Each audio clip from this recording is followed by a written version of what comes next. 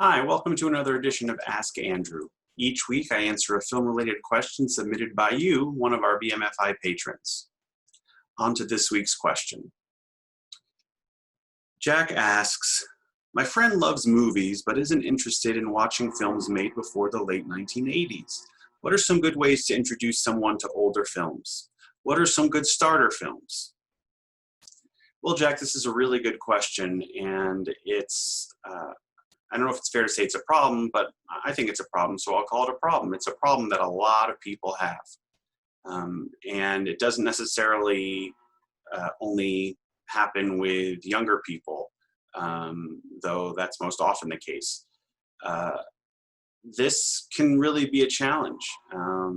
People find, for some understandable reasons, older movies to be dated, whether it's in terms of style, or subject matter, or content, or even things like morality. There are definite changes that have occurred in cinema over the years. I think some possible strategies for getting someone to be open-minded to watching older movies might be helped by knowing the person a bit. So this advice may not be too specific or specifically applicable to you, but I think you can hopefully take it and apply it to your friend. I think one thing to do is to think about what genres the person's really interested in. If they like horror, show them The Exorcist. If they like Westerns, show them The Wild Bunch or Butch Cassidy and the Sundance Kid. If they like cop movies, show them Dirty Harry. If they like suspense, show them All the President's Men or The Conversation. And if they like sweeping epics, well, my goodness, show them The Godfather.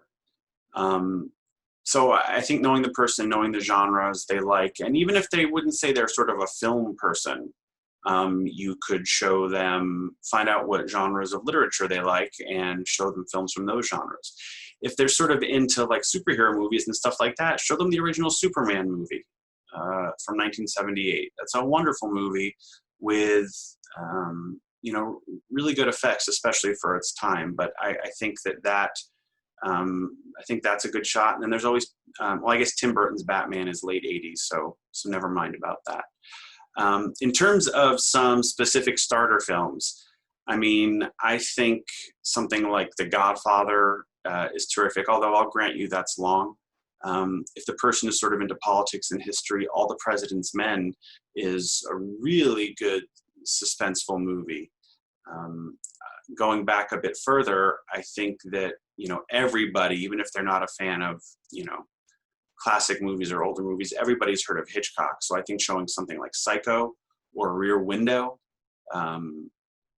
could really perhaps open your friend's mind a bit. And I'm going to give you a real surprise. I'm going to mention a movie from 1937.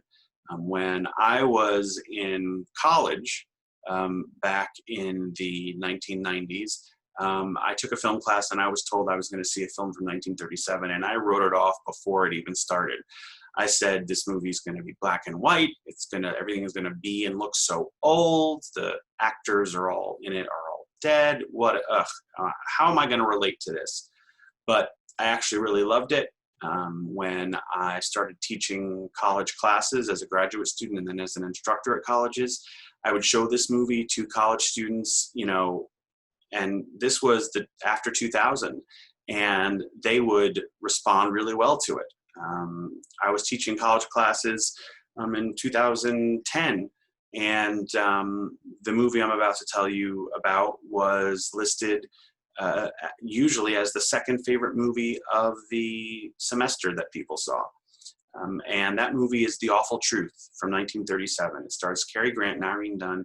It is a classic screwball comedy, and I think it holds up extremely well. It also is a short movie at right about 90 minutes. So I think you could do a lot worse than that. But granted, it is black and white, and it is, at this point, over 80 years old. So that might not be the first one I'd start with, but I think going with some Hitchcock or going with some movies that everybody's heard of, such as The Godfather, could really be a good way to get your friend into some older movies. Good luck with that. Keep me posted.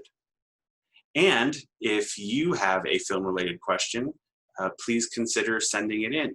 Just look for the Ask Andrew form on the Film Studies Online section of brynmarfilm.org. And who knows, next time maybe I'll be answering a question you asked.